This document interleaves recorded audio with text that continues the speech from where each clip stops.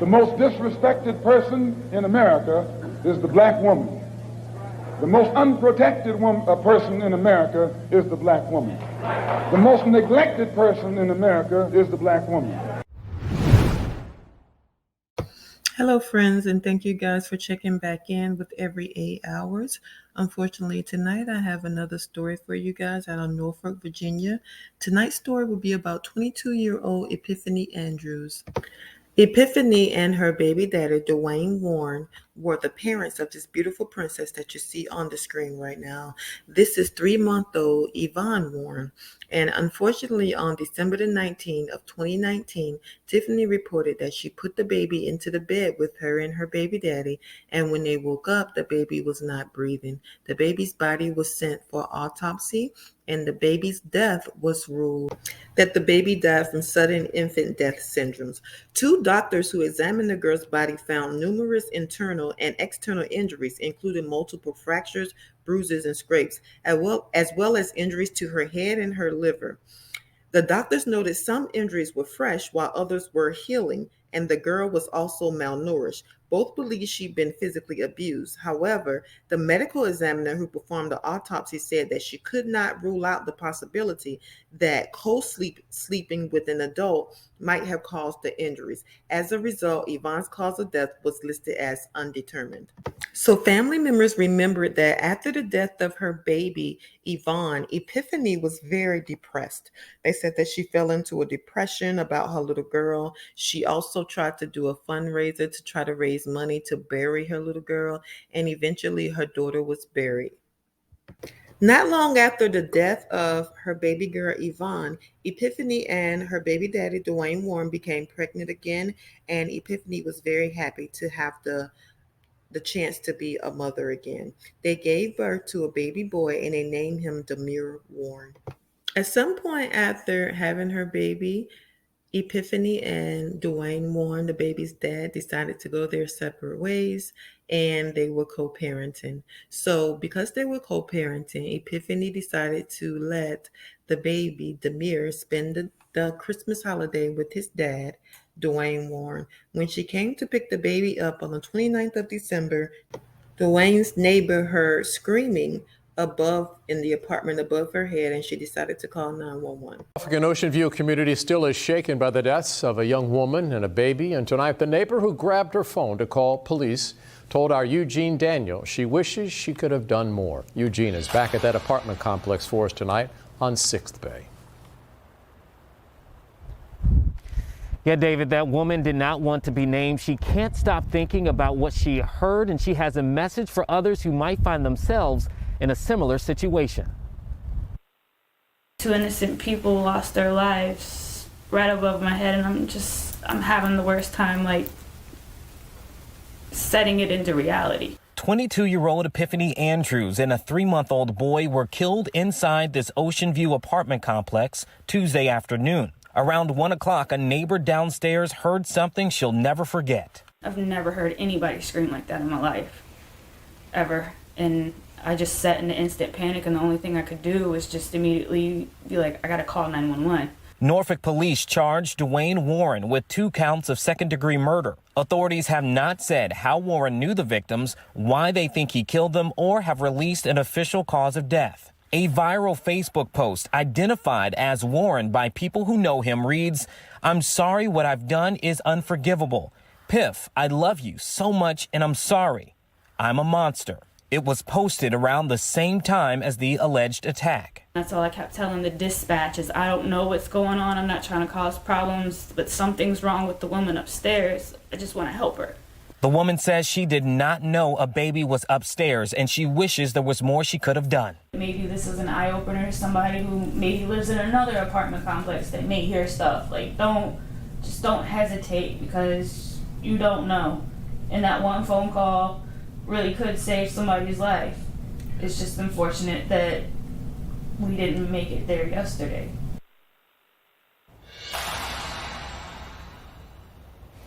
According to the Norfolk Sheriff's Office website, Warren also faces simple assault and battery charges connected to an October 30th incident. He's currently booked in the Norfolk City Jail, and his next court appearance is set for January 4th. In Norfolk, Eugene Daniel, 13 News Now. The way that this mother and son died is very brutal, so if you're a sensitive person, I'd advise you to step away. An autopsy report showed that the mother, 22-year-old Epiphany Demir Andrews, died from more than 25 stab and slash wounds to her face, head, chest, neck, arms, and hand.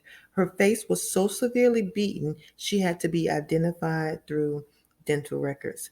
Imagine that, guys, the way he beat this lady, the mother of his children. Andrew's infant son, Demir Warren, was beaten and possibly smothered, according to his autopsy report. The boy also had multiple fresh and healed broken bones and bruises and abrasion covering his entire tiny body, just like his sister did. He was just 3 months old. That just sent chills up my spine. Do you guys get the correlation in this story? This man got away with murdering his 3-month-old daughter in 2019 because they suspected that the injuries could have been abuse. However, they could not rule out the fact that the little baby, Yvonne, pictured at the bottom of the screen, was in the bed with parents, which could have caused the injuries. Then 1 year later, with a son the exact same age, 3 months old, he murders the son and the mother. This man is a monster. He is a monster. It's no coincidence that he murdered one in December of 2019 and the second one in December of 2020. They were both 3 months old. There has to be something significant due to this, because it just doesn't seem like no way that he would murder them at the exact same age and exactly 1 year apart from each other. And another thing that's really concerning me is with the bruises that were found on these babies, I'm trying to figure out how mom did not know.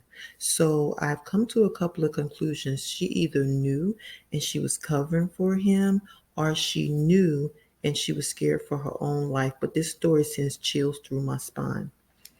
Another thing that sends chills to my spine is there's a picture of, on his Facebook page, of the little girl in the background of his page. So he murdered this little girl and had her picture up for the whole year, knowing that he was the one that murdered her. I am really, really wondering if mom knew, if Epiphany knew that this man was a murderer. They said that even one of the kids, I forget which one of them, I think it was the daughter, had like a bite mark on her. It may have been the son. A bite mark. I don't understand how the mom, Epiphany, would not have noticed a bite mark on the back of her child. And I'm in no way blaming the mother. We don't know what was going on. We don't know if she was scared for her life. We don't know. More than likely, he was beating her as well. So we have no idea what was going on. It's just a very sad story. And these two little kids did not ever have a chance at life at all. So further investigation into Demir's death showed that he was likely abused at least 3 times prior to his death. He had extensive bruising on his body, scars on his face, scalp, neck, and back, a bite mark on his thighs. So not on his back was the bite mark, it was on his thighs. He had a well-healed fracture to his left arm and several rib fractures that were in different stages of healing. A forensic anthropologist determined that the fractures were consistent with abuse. This suggests that baby Demir had been beaten multiple times in his short life. These kids were terrorized, you guys. They were terrorized. I just wonder if Epiphany knew what was going on, because how can your baby have that many bruises? And I'm sorry to keep bringing this up, but how could those kids be terrorized like that and she had no idea, even to the point where he had a fractured arm and bite marks on his thighs? Like, she was really living or in a relationship with a monster. I cannot imagine the suffering these kids went through, neither one making it past 3 months. In their short lives, they were literally beaten to death by this man. Literally. And from his story, he said that when Miss Andrews, Epiphany, came to pick up the little boy, they got into an argument and he couldn't understand why he was so mad or why he murdered people. He just said that he knew that he was angry all the time. So this is a man that was basically a ticking time bomb. Can you imagine that if he didn't end up killing his baby mother and her son, that he would have gotten away with murdering the daughter? I mean, this is like a Jekyll and Hyde made for TV type of movie, except it's real life. This man is a monster. He's a monster. You know, sometimes when I'm telling these stories and I can't find information on them, you know, some people keep their lives so private that it's hard to find information. But I do feel like these stories are important to report because, as I stated, this is every 8 hours that a Black woman or a Black child is losing her life. It's not to say anybody else is not losing their life. It's just to say that I am here specifically to tell our stories, Black women stories, Black little girls stories. But sometimes when I'm trying to find the information, it's so hard because these stories take a lot of research. I mean, you have to research and find out, you know, what's going on. It's not easy. And so most of the time I'm saying, you know, whoever the victim is, I'm saying, tell me your story. You know, reveal the information to me. Tell me your story. And with this story, when I asked Epiphany to tell me her story, I just got chills. And even as I sit here telling the story, I'm getting chills, just thinking of all the things that this family or this mother and her children went through, the secrets that are behind her eyes, the things that we don't know about that weren't revealed. This man was a monster. I cannot stress that enough. I can't imagine what they went through. I can't imagine. This next story is going to tell you how they tied things together in determining that he had to have murdered the little girl as well. They only found that out after he murdered these two. And the reason they found out were because the bruises were so similar. And they remembered that case that had been closed about little Yvonne. And they brought the case back out, and then they charged him with 3 counts of murder. But the thing that bothers me is that they charged him with 3 counts of second-degree murder. Why is it second degree? To me, it feels like it should be first degree. Here's the news story, and I'll finish my commentary when we hear it. A Norfolk man is charged with killing his 2 infant children and their mother. A grand jury indicted 26-year-old Dwayne Warren on 3 counts of second-degree murder in Norfolk Circuit Court yesterday. And at your side, Stephanie Harris is in our newsroom now with the latest from court and neighbors in Ocean View. Stephanie. Tom and Anita, Warren admitted to 2 of the killings, issuing an apology on Facebook right after the murders in December. He was immediately charged in those deaths. Yesterday, prosecutors brought a 3rd charge for a baby who died a year earlier. Yvonne and Demir Warren, sister and brother, born a year apart. Tragically, the 2 never met because they also died a year apart. Prosecutors say at the hands of their own father, 26-year-old Dwayne Warren. He's a sick individual. Neighbor Misty McCormick woke to the throng of police outside her apartment on 6th Bay Street in December when officers found the bodies of 3-month-old Demir and his mother, 22-year-old Epiphany Andrews. 10 on Your Side obtained copies of their autopsies, which show Andrews was stabbed more than 25 times and suffered blunt force trauma to her head and face. Demir was also severely beaten, suffered broken ribs, a bite mark, and was possibly suffocated. It's also in this report we first learned about Yvonne. The 3-month-old died under suspicious circumstances. Oh my God. Neighbors in disbelief didn't know about Yvonne until we told them. The medical examiner found she suffered a similar fate to her brother. Before his arrest in December, Warren apologized to his family on Facebook, saying, "My babies, I love y'all. I'm so sorry." It's all tragic. Very tragic. Neighbors want the death penalty for Warren. I wish Virginia didn't do away with it. And I'll take whatever consequences might follow my words right now. But anybody that sick, yeah, they don't deserve to live. Even life in prison, they say, would not be enough. Because you're taking away an innocent life, somebody that didn't get to say so on what they want to do with their lives. And this is not the first time Warren has been accused of a violent crime. We found charges in Norfolk General District Court and Virginia Beach Juvenile and Domestic Relations Court. No word yet on his next court appearance. Stephanie Harris, 10 on Your Side. I think one of the saving graces of this story is that we can all imagine Epiphany and her two babies who never got to meet here on earth, the babies finally meeting in heaven, if there is indeed in heaven, and them playing and getting to know each other, both locked into the same age of 3 months old. I just wonder behind Epiphany's eyes, did she have any idea any of this was going on? Ladies, please, let's protect our children. Let's protect ourselves. As I say in every video, let's vet everyone who we allow into our lives.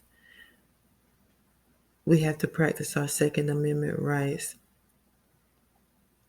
We have to understand who the person is that we're dealing with.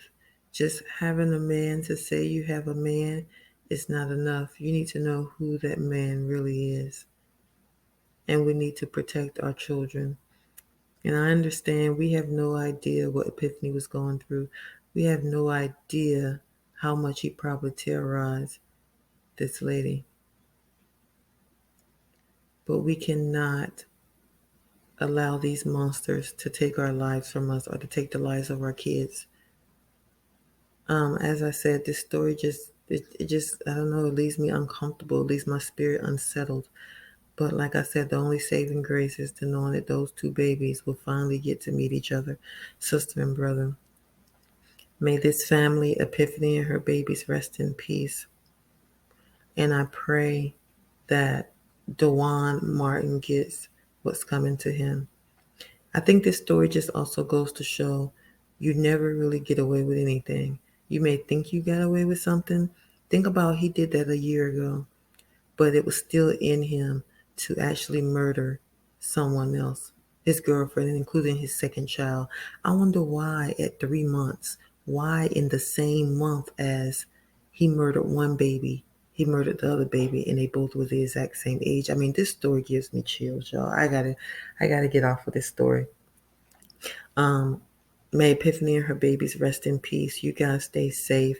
Remember, it's every 6 hours that a black woman or a black child, black girl is murdered by someone who's supposed to love them. Not every 8 hours, but the page will remain every 8 hours because that's the way I started. Protect yourselves, guys. Stay safe. I'll talk to you guys later. This case is heavy. Good night.